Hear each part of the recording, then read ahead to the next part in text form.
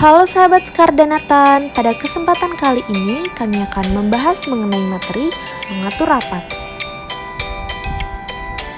Apa sih itu rapat? Rapat merupakan suatu bentuk media komunikasi kelompok resmi yang bersifat tatap muka yang sering diselenggarakan oleh banyak organisasi, baik swasta maupun pemerintahan. Pemimpin mengadakan rapat apabila A. Pemimpin memerlukan sumbangan pemikiran atau pendapat dari para stafnya. B. Masalah yang merupakan subjek matter tidak dapat dipecahkan melalui satuan administrasi karena masalah itu harus segera dipecahkan. C. Pemimpin bermaksud memberikan kesempatan kepada para bawahan untuk memberikan saran-saran. D. Ada masalah yang jelas dan harus mendapat penyelesaian melalui rapat.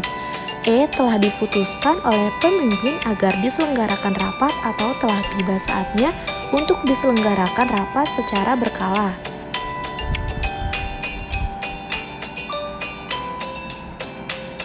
Kemudian persiapan rapat.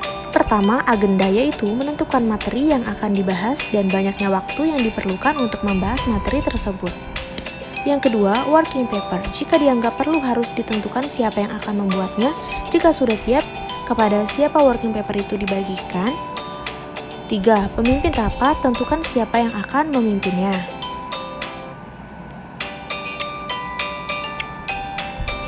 4. Jumlah peserta rapat.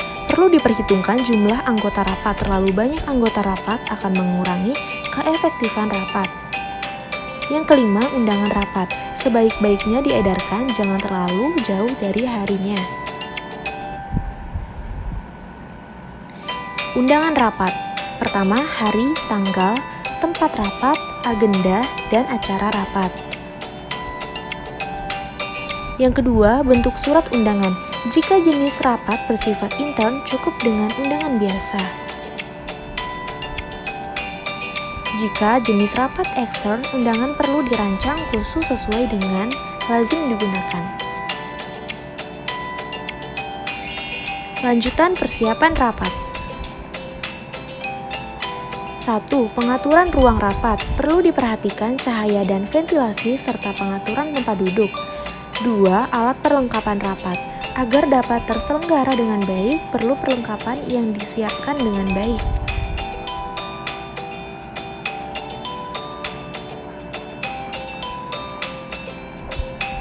Alat-alat tersebut misalnya pengeras suara, papan tulis, whiteboard lengkap dengan penghapus dan alat tulis, infokus, dan alat tulis lainnya yang diperlukan. 3. Termasuk di dalamnya menu konsumsi serta obat.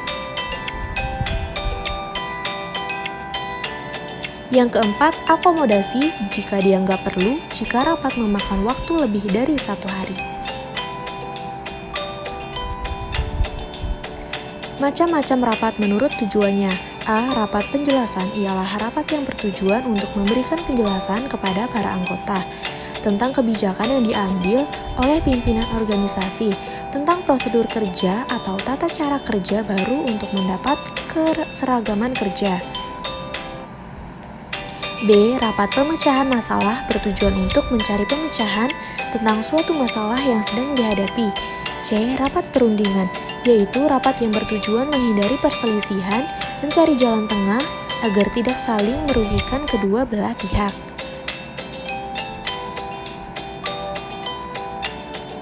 Selanjutnya, macam-macam rapat menurut sifatnya. A. Rapat formal, rapat yang diadakan dengan suatu perencanaan dan peserta rapat mendapatkan undangan.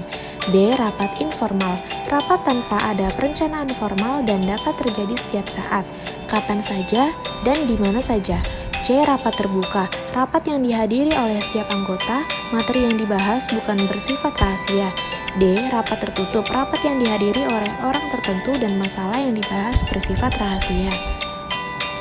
Selanjutnya, macam-macam rapat menurut jangka waktunya. A. Rapat mingguan, yaitu rapat yang diadakan sekali seminggu, membahas masalah-masalah yang bersifat rutin yang dihadapi oleh masing-masing manajer. B. Rapat bulanan, rapat yang diadakan sebulan sekali setiap akhir bulan untuk membahas hal-hal atau peristiwa yang terjadi pada bulan yang lalu, misalnya membahas rugi laba, bulan yang lalu. C. Rapat semesteran, yaitu rapat yang diadakan sekali setiap semester atau 6 bulan yang bertujuan untuk mengadakan evaluasi hasil kerja selama 6 bulan yang lalu dan mengambil langkah-langkah selanjutnya jangka waktu 6 bulan berikutnya. D. Rapat tahunan, yaitu rapat yang diadakan sekali setahun, misalnya rapat Dewan Komisaris, rapat umum pemegang saham.